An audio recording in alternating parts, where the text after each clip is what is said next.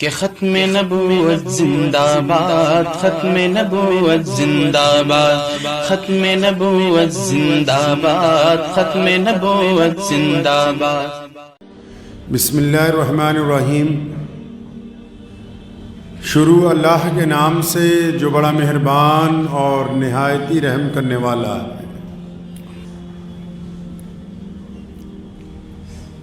اللہ کے پیارے نبی حضرت محمد رسول اللہ صلی اللہ تعالیٰ علیہ وسلم کی ذات گرامی جو ہے وہ احساس والے نبی ہیں۔ پیارے نبی حضرت محمد رسول اللہ صلی اللہ علیہ وسلم نے پوری دنیا کے انسانوں کو اس بات کی تعلیم دی ہے کہ ہم اپنے زندگی کے تمام معاملات میں احساس جو ہے اس کو بیدار کریں۔ احساس ایک ایسی رگ ہے انسان کی کہ اگر یہ زندہ ہو، مردہ نہ ہو، محسوس ہوتی ہو تو انسان بہت سارے گناہوں سے بھی بچ جاتا ہے، اعمال بھی قابل قبول ہو جاتے، نیت بھی پاک رہتی ہے، اور اللہ اس کے رسول صلی اللہ تعالیٰ علیہ وسلم کی طرف سے اس کے اوپر سیدھے راستے کا کرم جو ہے وہ جاری رہتا ہے۔ نبی علیہ الصلوۃ والسلام کی سیرت پاک پر اگر ہم توجہ ڈالیں گے، ایک صحابی نبی علیہ السلام کے پاس آئے، یا رسول اللہ میرا بیٹا گم ہو گیا ہے۔ ہالینڈ میں ایک ڈاکٹر صاحب ہیں، وہ ابھی چند سال پہلے مسلمان ہوئے۔ وہ لکھتے ہیں کہ میں دنیا کے تمام مذاہب کو پڑھ رہا تھا لیکن اسلام کو نہیں پڑھتا تھا۔ میرے ذہن میں میڈیا نے ایک تصویر بنائی تھی کہ بس آج کل تو اسلام صرف دہشت گردی کا نام ہے، آج کل تو بس اسلام جو ہے اس کو صرف بدنام کیا جا رہا ہے۔ تو میں نے سمجھا کہ اور دیگر کتابیں تو پڑھی جائیں۔ تو اس دوران ایک مولانا صاحب ان کو ملے،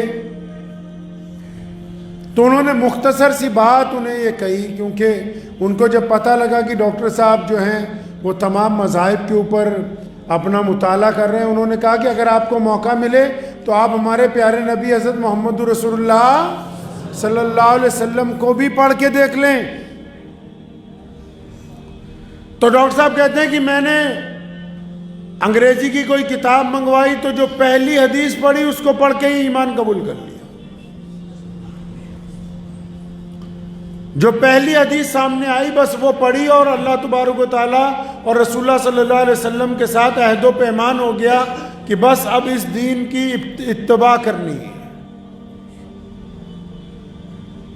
کیا حدیث پاک پڑھی انہوں نے ایک واقعہ نبی علیہ الصلوۃ والسلام کا نقل کیا ہے کہ آپ صلی اللہ علیہ وسلم مجلس میں تشریف رکھتے تھے تو ایک صحابی آئے، یا رسول اللہ میرا بیٹا گم ہو گیا، بچہ گم ہو گیا۔ اب کسی کا بچہ گم ہو جائے تو ماں باپ تو بھائی سخت پریشان ہوتے ہیں، بڑی مشکل کا وقت ہوتا ہے، وہ جن کے ساتھ حادثہ ہوتا ہے وہی احساس ان کو ہوتا ہے، دوسرا بندہ تو سمجھ ہی نہیں سکتا کہ تکلیف کیا ہے۔ اب انہوں نے جب آ کے کہا کہ یا رسول اللہ میرا بچہ 2-3 دن سے مل نہیں رہا، گم ہو گیا، ہم پریشان ہیں، تو ابھی ان کی جواب ملا بھی نہیں تھا تو مجلس میں ہی کسی صاحب نے کہا کہ میاں تمہارا بیٹا تو فلاں باغ کے اندر فلاں بچوں کے ساتھ، میں نے اس کو خود آج کھیلتے ہوئے دیکھا ہے، وہ تو وہاں ہے۔ اب انہوں نے اتنی بات سنی تو بڑی تیزی سے بھاگے اٹھ کے واپس کہ وہاں جاؤں اپنے بچے کو پکڑ کے اور اس کی ماں کے پاس لے جاؤں گا۔ تو جب وہ جانے لگے تو نبی علیہ الصلوۃ والسلام نے انہیں روکا، واپس بلایا، جلدی میں تھے کہ جلدی سے چلا جاؤں۔ ایک باپ اپنے بچے سے بچھڑا ہوا ہو یا ماں اپنے بچے سے بچھڑی ہوئی ہو تو کتنی شدت ہوتی ہے ان کو اپنی اولاد سے ملنے کی۔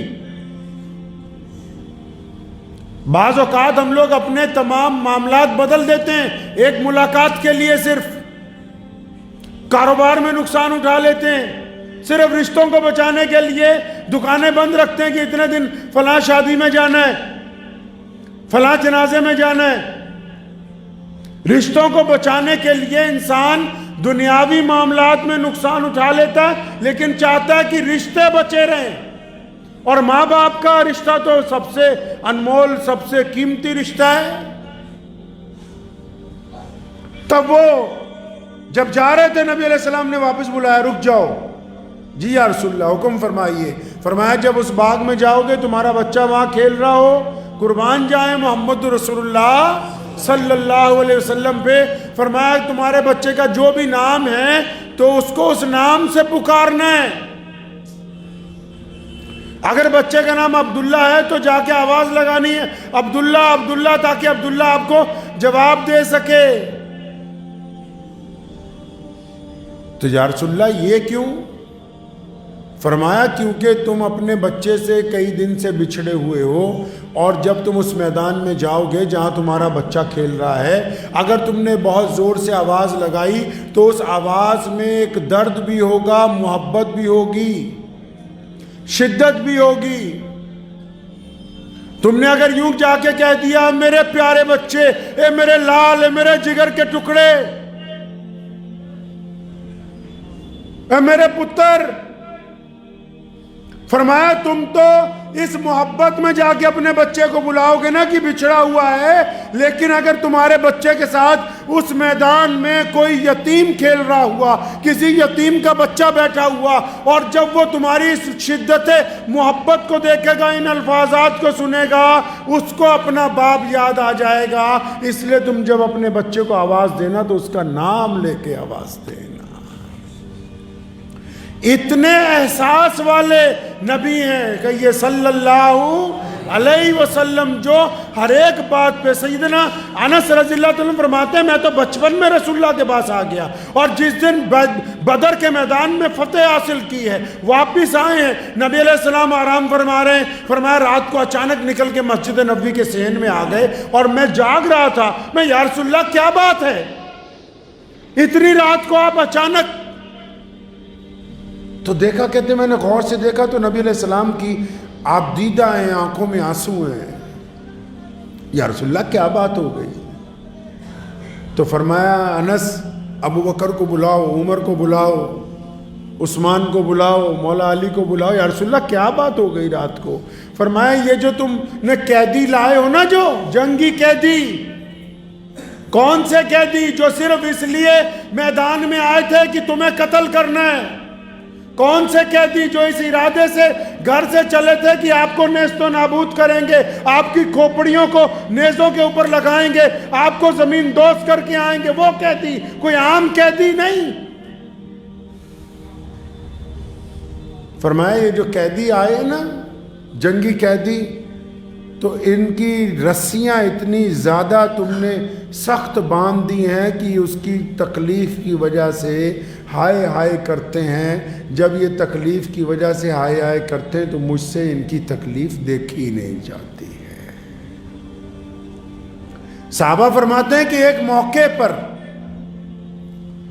صحابہ فرماتے ہیں ہمارے سب کے آنسو نکل آئے، کیا بات ہو گئی؟ فرماتے ہیں ایک موقع ایسا آیا کہ اللہ کے نبی علیہ السلام نے سیدنا ابو بکر کو کہا، اور حضرت عمر رضی اللہ تعالیٰ عنہ کو اسپیشل کہا، حضرت عثمان کو، مولا علی کو، ابو عبیدہ بن جراح اور خالد بن ولید جیسے جلیل القدر صحابہ مجلس میں بیٹھے ہوئے ہیں۔ کیا فرمایا؟ قربان جائیں رسول اللہ صلی اللہ علیہ وسلم پر، اور فرمایا میرے صحابہ وہ اکرمہ آ رہا ہے۔ کون اکرمہ؟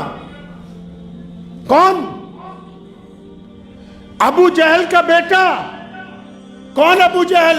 نبی علیہ السلام نے فرمایا ہر امت میں فرعون رہے ہیں، میری امت کا فرعون ابو جہل ہے، اور فرمایا سب سے سخت ترین ہے، اور ابو جہل نے ظلم کی انتہا کی ہے۔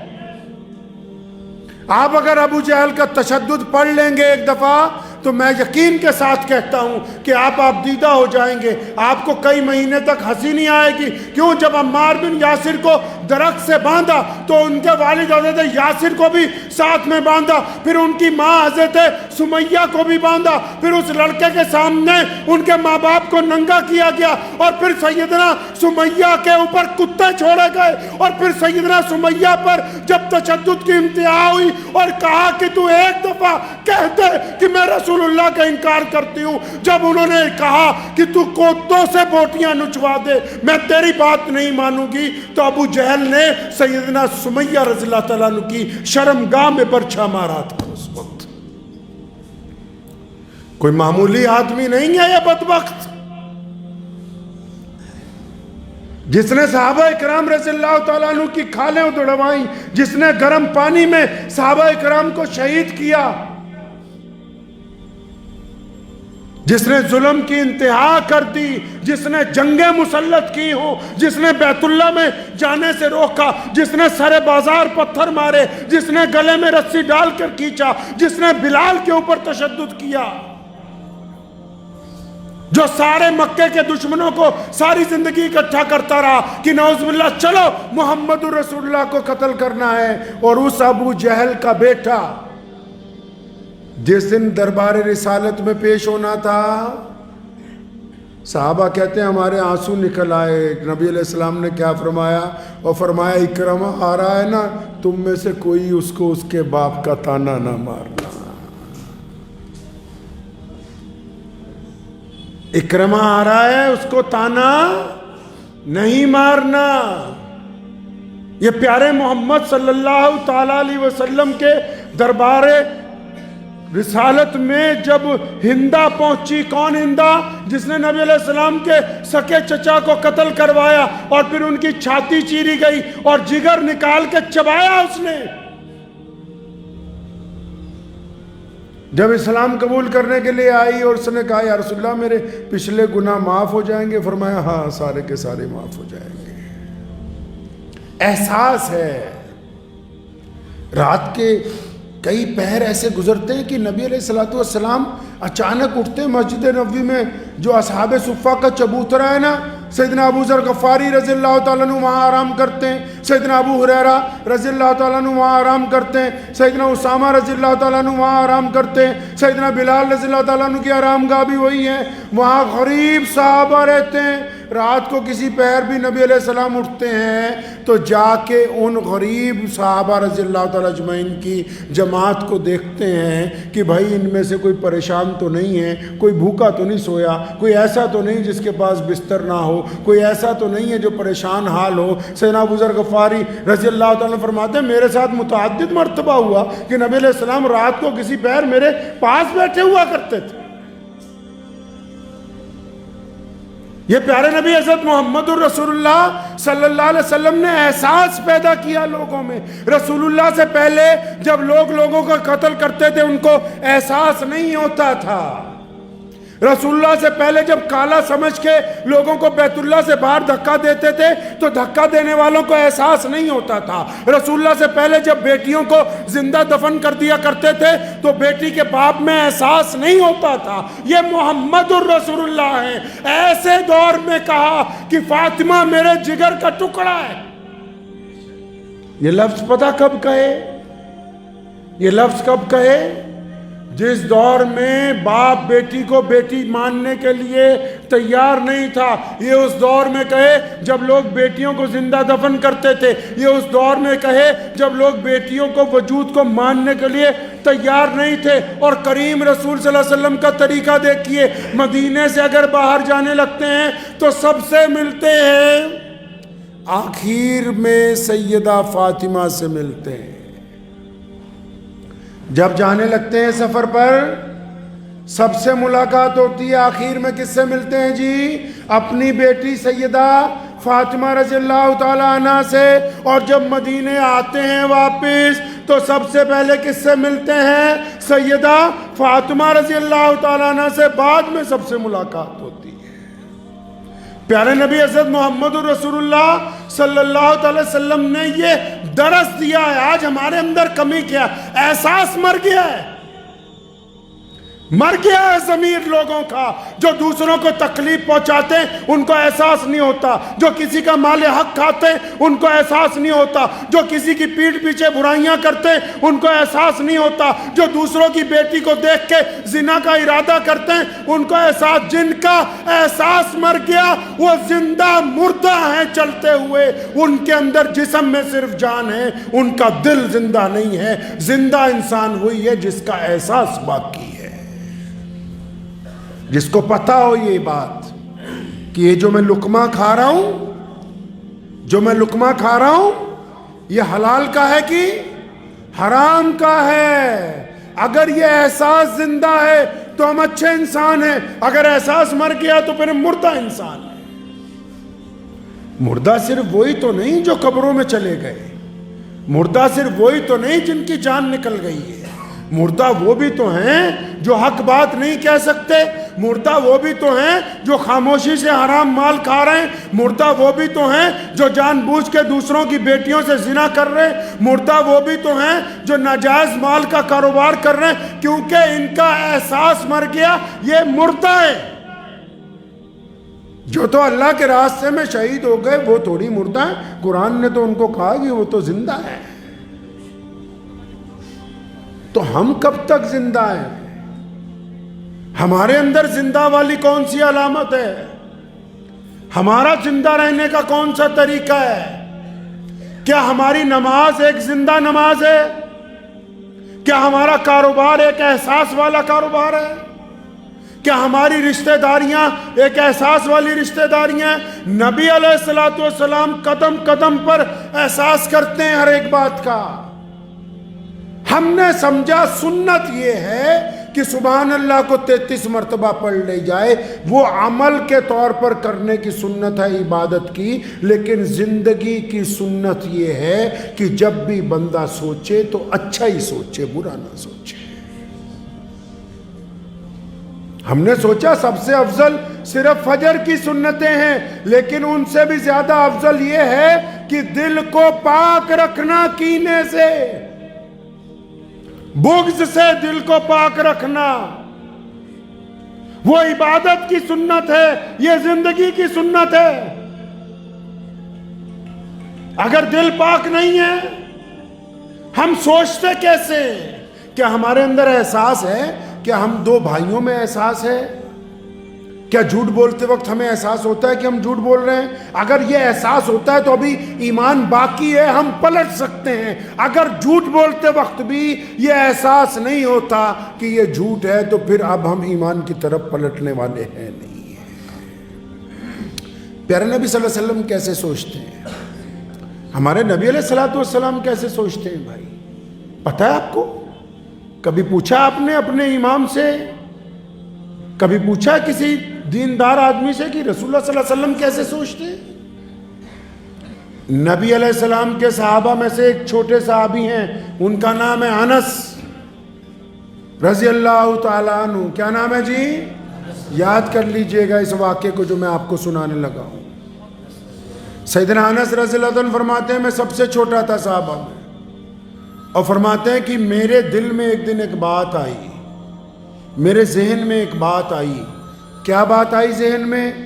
فرمایا اللہ کے نبی علیہ السلام اتنا پیار کرتے ہیں، اتنا پیار کرتے ہیں، اور میں تو بچپن سے دیکھتا ہوں یہ تو سب سے ہی پیار کرتے ہیں، کسی سے ناراض ہی نہیں ہوتے، غصہ ہی نہیں آتا۔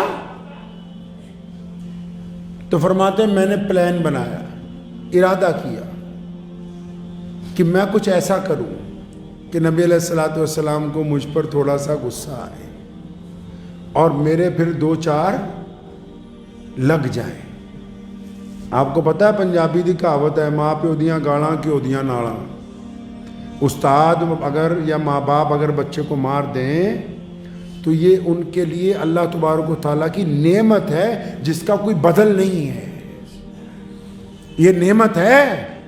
یہ تو تماش بینی آج کل شروع ہوئی ہے ہمارے ہاں کہ اگر پتہ لگ جائے ٹیچر نے اسکول میں ذرا بچے کو ڈانٹ دیا تو ماں باپ بدتمیزی کرنے پہنچتے ہیں ٹیچر کے ساتھ، جب کو ان کو پتہ نہیں کہ یہی ایک ڈانٹ ہے جو اس بچے کو اتری ہوئی پٹری سے لائن پہ لائے گی اور ایک اس کو کامیاب انسان بنائے گی. لیکن کیونکہ اب ماں باپ نے طے کر لیا کہ ہم نے اپنے بچے کو کامیاب نہیں بنانا, صرف بڑا کرنا ہے پال پوس کے, پھر چاہے گنڈا بنے موالی بنے, اس لیے یہ طے کر لیا کہ اگر استاد کچھ کہہ دے گا تو استاد کی بےعزتی کرنے اسکول تک جائیں گے.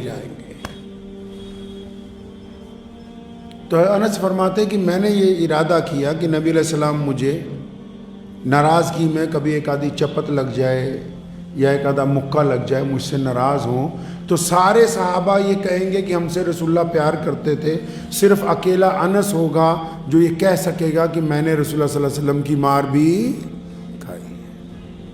الگ بننا کوئی بری بات نہیں, اپنے آپ کو الگ شناخت قائم کرنی کہ ہاں میں فلاں کام میں, کوئی ڈاکٹر بن کے اپنی شناخت قائم کر رہا ہے, کوئی انجینئر بن کے, کوئی افسر بن کے, کوئی عالم بن کے. تو فرمایا میں نے سوچا کہ ہاں کہ یار میرے اگر 2-3 لگ جائیں کسی بات پہ تو کچھ ایسی اسکیم لگاؤ. تو فرمایا بہت مہینے گزر گئے, کوئی اسکیم ہی نہیں لگ رہی تھی. ایک دن عصر کی نماز کے بعد پیارے نبی حضرت محمد رسول اللہ صلی اللہ علیہ وسلم کے پاس ودیش سے مہمان آئے ہوئے تھے. اب بہت سارے لوگوں کو یہ بھی نہیں پتا ہوگا, نبی علیہ الصلوۃ والسلام جو ہمارے پیارے آقا صلی اللہ علیہ وسلم ہیں, انہوں نے جب اعلان نبوت کیا پوری دنیا کے الگ الگ ملکوں میں سے وفد بن کے لوگ نبی علیہ السلام کو مدینہ منورہ ملنے آتے تھے. پوری دنیا میں سے آپ صلی اللہ علیہ وسلم کی خدمت میں لوگ آتے تھے وفد بنا کے کہ آپ اللہ کے نبی بن کے آئے, ہمارے ساتھ اپنا کوئی نمائندہ بھیجیے تاکہ آپ کا دین ہمارے گھر تک بھی پہنچ جائے. تو فرمایا کچھ مہمان آئے تو نبی علیہ السلام نے, میں موجود تھا مسجد میں, انس فرماتے ہیں کہ میں مسجد میں تھا, کچھ مہمان آئے تو نبی علیہ السلام نے مجھے کہا کہ انس بھاگ کے جاؤ بازار سے ناشتہ لاؤ. اب وہ فرماتے جب میں ناشتہ لینے بازار گیا تو پیارے نبی علیہ الصلوۃ والسلام مہمانوں کے پاس بیٹھے تھے. نہ حضرت اس وقت بلال رضی اللہ تعالیٰ حضرت ابو ہریرہ دونوں نبی علیہ السلام کے بالکل پرسنل سیکٹری جن کو کہتے ہیں, وہ دونوں کون ہیں؟ حضرت بلال اور ابو ہریرہ. فرمایا وہ دونوں کہیں کام سے گئے ہوئے تھے. میں بازار چلا گیا تو جب میں سامان لینے لگا تو میرے دل میں آیا انس اترا آج اگر تو سامان نہ لے یا لیٹ ہو جائے تب ہو سکتا ہے کہ آج تیرے 2-4 لگ جائے. کبھی گھر پہ مہمان بیٹھے ہوئے تمہیں سامان لینے بھیجا, کہاں چلا گیا؟ تو فرماتے ہیں کہ میں نے سوچا کہ آج سامان لینا ہی نہیں ہے, تو وہیں بیٹھ کے بازار میں سائڈ پہ. تو جب وقت گزرتا گیا تو جو راستہ مسجد نبی کی طرف سے آتا تھا, فرماتے ہیں کہ میں اس طرف دیکھ رہا تھا تو اچانک میں نے کیا دیکھا کہ کافی وقت گزرنے کے بعد اللہ کے پیارے نبی صلی اللہ علیہ وسلم بذات خود بازار میں تشریف لے آئے, خود تشریف لے آئے. فرماتے ہیں جب میں نے نبی علیہ السلام کو دیکھا تو میں اٹھ کے کھڑا ہو گیا اور میں بالکل تیار بھی ہو گیا. میں کہا انس آج تیرے پہنی ہے انشاءاللہ, آج لگیں گی 2-4 کہ کہاں چلا گیا, مہمان بیٹھے ہوئے ہیں.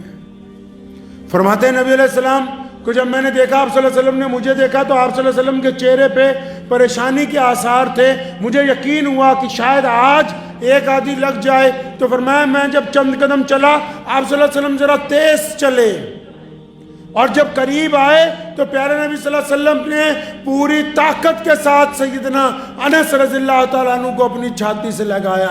نبی علیہ السلام کی آنکھوں میں آنسو ہیں, سر پہ ہاتھ پھیرا, کندھوں پہ ہاتھ پھیرا اور فرمایا میرے پتر انس, میں تو سمجھا تو کہیں گر گیا, کہیں چوٹ لگ گئی, میں تو سمجھا میرے بچے کو کسی نے مار دیا. فرماتے میں نبی علیہ السلام کی بات سن کر اتنا رویا کہ اتنے کریم رسول ہیں کہ اچھائی میں سے بھی برائی میں سے بھی اچھائی کو نکال کر باہر رکھ دیتے ہیں. سچ سچ بتاؤ ہم میں احساس ہے؟ ہم کیسے سوچتے ہیں؟ ہم کیسے سوچتے ہیں؟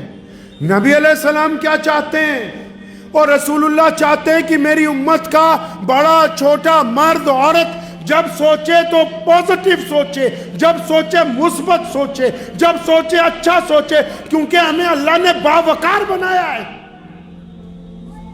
خاندانی اور غیر خاندانی کی پہچان یہی ہے کہ باوقار آدمی گری ہوئی بات نہیں کرتا، باوقار آدمی گری ہوئی سوچ نہیں رکھتا، باوقار آدمی گری ہوئے لفظ زبان سے نہیں نکالتا۔ یہاں رسول اللہ کیا چاہتے ہیں؟ انہوں نے حکم دیا مسلمانوں کہ جب بھی سوچنا ہے اچھا سوچنا ہے۔ یہاں تک حکم فرمایا تم نے کسی کا دل نہیں چیر کے دیکھا کہ اس کے دل میں کیا ہے۔ اگر کسی کے متعلق رائے قائم کرو گے تو اچھی رائے قائم کرو گے۔ چھاتی پہ ہاتھ رکھ کے بتاؤ، ہم جب کسی کے متعلق رائے قائم کرتے تو کیسے کرتے ہیں؟ مسجدوں والے ہی بتاؤ، 4 نمازی چلے جائیں، جو پیچھے 4 رہتے ہیں، کیا وہ ان کی برائی کرتے ہیں اچھائی کرتے ہیں؟ ایک بھائی دوسرے بھائی کی برائی کرتا ہے کہ اچھائی کرتا ہے؟ رات کو خاندان کی مجلس لگی ہو، اس میں سے جو 2 اٹھ کے چلے جاتے ہیں باقی 6 ان کی برائیاں کرتے ہیں، ان میں سے جب 3 چلے جاتے ہیں باقی 3 ان کی برائیاں کرتے ہیں۔ آپ آنے والی نسلوں کو سمجھا کیا رہے ہو؟ کیا سمجھا رہے ہو ان کو؟ کس طرف لے کے جا رہے ہو معاشرے کو؟ ہر بندہ کوئی ایک مذہب کی برائی، کوئی دوسرے مذہب کی برائی، کوئی ایک محکمے کی برائی، کوئی دوسرے محکمے کی برائی، کوئی دوستوں کی برائی، کوئی یاروں کی برائی، کوئی ماں باپ کی برائی، اور یہ سمجھایا کس نے؟ پیارے نبی علیہ السلام کی سنت ہے مثبت سوچنا، پوزیٹیو سوچنا۔ دنیا میں اسلام سب سے بڑا مذہب اس لیے بنا کیونکہ رسول اللہ نے سیدنا بلال کے متعلق پوزیٹیو رائے کو قائم کیا کہ یہ مظلوم ہے، اس کا حق بنتا ہے کہ اس کو عام انسانوں کے برابر لا کر کھڑا کر دیا جائے۔ ہم کیسے سوچ رہے ہیں؟ اگر آپ برا سوچتے ہیں تو آپ ابھی اچھے انسان نہیں بنے۔ کئی لوگ پوچھتے ہیں نا بھی اچھا بندہ کیڑا ہے، اچھا بندہ کیڑا ہے، اور کچھ لوگ خود ہی اپنے آپ کو دیندار سمجھنے لگتے ہیں کہ میں بڑی تسبیح کرتا ہوں جی، میں عمرہ کر کے آیا ہوں جی، میں چلے میں گیا تھا جی، میں اجمیر شریف گیا تھا جی، میں پکا سنی ہوں جی، میں پکا اہل حدیث ہوں جی۔ یہ اپنے دل کو ذرا پوچھئے کہ آپ کا معیار کیا ہے، آپ کہاں پر کھڑے ہیں، آپ کی اپنے بھائی کے متعلق کیا رائے ہے، آپ اپنے غیر مسلم پڑوسی کے متعلق کیا سوچتے ہیں؟ آپ نے ٹھیکہ لے لیا کہ آپ مسلمان ہیں تو ساری نیکیاں آپ کی ہوں گی؟ کیا اللہ اور اس کے رسول نے کہا نہیں کہ دنیا میں جو بھی انسان خواہ وہ مسلمان ہو یا نہ ہو اگر وہ نیکی کا کام کرے گا تو اللہ اس کی نیکی کو ضائع نہیں کریں گے؟ کیا اپنے ذہنیت بنائیے کہ بس ہم ہی نیک ہیں؟ نیکی کا معیار پتہ کیا ہے؟ نیکی کا معیار یہ ہے کہ آپ کسی کے متعلق ناجائز نہ سوچیں۔ سیدنا امام حسن رضی اللہ تعالیٰ عنہ سے کسی نے پوچھا تھا کہ حضرت امام صاحب یہ بتا دے کہ مومن بندہ کون سا ہوتا ہے، اچھا بندہ کون سا ہوتا ہے؟ ایسا ہوتا ہے مومن جس کا کپڑے اچھے ہوں، سر پر پگڑی اچھی ہو، دستار بڑھیا باندھتا ہو، داڑھی رکھی ہوئی ہو، 5 وقت نماز پڑھتا ہو، دینداری کی باتیں کرتا ہو، کاروبار اچھا کرتا ہو، حلال کماتا ہو۔ نہیں، یہ ساری دنیاوی معاملات ہیں۔ مومن اچھا وہ ہے جب وہ تنہا ہوتا ہے رات کو، جب کبھی اکیلا کمرے میں ہوتا ہے، اس وقت اس کے دل میں کیا خیال آتے ہیں؟ کیا یہ بستر پر اکیلا لیٹ کے کسی کی بہن کے متعلق زنا کا ارادہ کرتا ہے، یا اکیلا لیٹ کے یہ اللہ اور اس کے رسول کے خوف سے کوئی تسبیح کرتا ہے؟ اس کا بستر طے کرتا ہے کہ یہ مومن ہے یا منافق ہے یہ بندہ۔ آپ کی تنہائی یہ طے کرتی ہے۔ لوگوں کے سامنے تو ہم سارے ہی اچھے ہیں، اور لوگوں کے سامنے تو سارے ہی اچھے ہیں، سارے ایک دوسرے کو کہہ رہے ہیں تو بھی بہت اچھا ہے، میں بھی بہت اچھا ہوں۔ تنہائی کیا کہتی ہے آپ کی؟ تنہائی میں جو حرام کا مال میسر آتا ہے اس وقت تمہارا ضمیر کیا کہتا ہے؟ زنا کا موقع جب میسر آتا ہے اس وقت آپ کا ضمیر کیا کہتا ہے؟ ظلم کی جب طاقت آپ کے پاس ہو اس وقت تمہارا ضمیر کیا کہتا ہے کہ پیچھے ہٹ جا؟ یہ تنہائی طے کرتی کہ آپ ہیں کیسے، اور آپ سے زیادہ آپ کو کوئی دوسرا اللہ کے علاوہ جانتا نہیں ہے۔ اس لیے اگر آپ نے اپنی مرمت کرنی ہے، اپنی سروس کرنی ہے، تو پھر اپنے ہی گریبان میں جھانکنا پڑے گا، دوسروں کو کہنے سے کچھ ہونے والا نہیں۔ زندگی میں احساس پیدا کریں گے انشاءاللہ، زندگی میں احساس پیدا کیجئے، دوسروں کی تکالیف کا احساس. جس طرح تسبیح کرنا سنت ہے، لوگوں کو کھانا کھلانا سنت ہے. جس طرح اللہ اللہ کرنا رسول اللہ کی سنت ہے، بھٹکے ہوئے کو راستہ دکھانا بھی رسول اللہ صلی اللہ علیہ وسلم کی سنت ہے. جس طرح نماز پڑھنا فرض ہے، اسی طرح کسی کے دل کو نہ دکھانا بھی فرض ہے. احساس پیدا کیجئے، اور احساس لوگوں کے لیے بعد میں، پہلے اپنے ماں باپ کے لیے، اپنے بیوی بچوں کے لیے، اپنے پڑوسی کے لیے، اپنے بھائیوں کے لیے جن کو ضرورت ہے آپ کی، جو آپ کی طرف ترسی ہوئی نگاہوں سے دیکھتے ہیں کہ یہ کبھی مجھ سے مسکرا کے بولے گا، یہ کیا کبھی چند لمحے میرے ساتھ گزارے گا. پڑھے رسول اللہ صلی اللہ علیہ وسلم کو. رسول اللہ کے پاس اتنے بیزی شیڈیول، نبی علیہ السلام سے زیادہ بیزی شیڈیول کائنات میں کسی کا نہیں ہے. اس بیزی شیڈیول میں بھی رسول اللہ گھر کے لیے وقت نکالتے ہیں، اپنی اہلیہ کے ساتھ، ہم سب کی ماں کے ساتھ ہاتھ بٹاتے ہیں. کچن میں، گھر کے کاموں میں رسول اللہ نے اپنی مصروف زندگی میں وقت نکالا. کھیت جا کے پودے لگاتے ہیں خود. رسول اللہ مصروف زندگی میں سیر کرنے کے لیے اور پہاڑ تک جاتے ہیں. رسول اللہ صلی اللہ علیہ وسلم مصروف زندگی میں کھانا کھانے سے پہلے پڑوسیوں کو پتہ کرواتے ہیں کہ کس کس نے کھانا کھایا، کس کس نے نہیں کھایا. رسول اللہ مصروف زندگی میں جانوروں کی خبر گیری کرتے ہیں. نبی علیہ السلام اتنا مصروف ہونے کے باوجود غلاموں کی خبر گیری کرتے ہیں، بیواؤں کی خبر گیری کرتے ہیں. ہم تو کہتے ہیں وقت ہی نہیں ہے. ارے جانا کہاں ہے بھائی؟ کس وقت کی بات کرتے ہو؟ یہ 2005 اور 2006 میں لکھنؤ میں ایک صاحب گزرے ہیں، ان کا نام تھا سبوت رائے، سہارا کمپنی کے مالک. اتنا امیر آدمی کے ایک شہر بسایا، اور پھر جب اپنے بیٹوں کی شادی کی تو بیٹوں کی شادی میں دروازے پر پتہ کس کو کھڑا کیا؟ مہمانوں کو ریسیو کرنے کے لیے اس وقت کے جو بڑے سٹار تھے، میں نام نہیں لوں گا کیونکہ میں مسجد میں بیٹھا ہوں، اس وقت کے جتنے بڑے سٹار ہیں اور اب بھی، ان کو بمبئی سے بلا کے دروازے پہ کھڑا کیا کہ مہمان جب آئیں گے ان کو پھول پکڑانے ہیں تم نے. ان سٹاروں کو جن کو ملنے کے لیے لوگ ترستے ہیں. کھانا کھانے والوں کے ساتھ میزبانی کرنے کے لیے ٹیم کے بڑے بڑے لوگوں کو بلایا، دنیا کے مشہور کرکٹروں کو. اور پورے بھارت میں سارے بڑے بڑے وزیر، منتری، مکھ منتری اس شادی میں شامل ہوئے. 5,000 کروڑ روپے شادی پہ لگا دیا سبوت رائے نے. اور 2015-16 آتے آتے کنگال جب ہونے لگا تو 2 ہی بیٹے تھے جن کی شادی کی تھی، وہ امریکہ چلے گئے. بچے امریکہ چلے گئے، یہ یہاں رہ گئے. مقدمات ہوئے، جو کچھ ہوا. جب کوئی بندہ بہت زیادہ ترقی پہ آتا ہے تو بعض اوقات تنزلی بھی آ جاتی ہے، کوئی بڑی بات نہیں ہے. جو بڑی بات سنانی وہ اب آپ کو آخر میں سنانی ہے. وہ بڑی بات یہ ہے کہ اب جب ان کا انتقال ہوا ابھی 5-6 دن پہلے، تو ان کے بیٹوں کو پیغام بھیجا، وہ بھی آ جاؤ تمہارے ابا کا انتقال ہو گیا. کن بیٹوں کو؟ جن کی شادی میں ساری دنیا اکٹھی کی، جن کو خوشی دینے کے لیے بڑے بڑے امیر زادوں کو پیسے دے کے دربان بنا دیا. بیٹے آئے نہیں باپ کے جنازے میں. یہ اس ہفتے کی بات بتا رہا ہوں، بیٹے آئے نہیں. قرآن نے کہا ہے، ہم نے مانا کہ اولاد نعمت ہے، دولت نعمت ہے، لیکن قرآن نے کہا یہ فتنہ بھی ہے. اور اتنا ان کے پیچھے لگ گئے کہ تم نے اپنی زندگی برباد کر لی. جو چیزیں تم نے اپنے ساتھ لے کے جانی تھی وہ بھی ان کے چکر میں یہی چھوڑ گئے ہو. ان کے لیے ٹھگیاں مار رہے ہو جو تمہارے جنازے میں آنے کے لیے تیار نہیں ہے. ان کے لیے بے ایمانیاں کر رہے ہو جن کی اولاد کے آنکھ میں ایک آنسو نہیں ہے.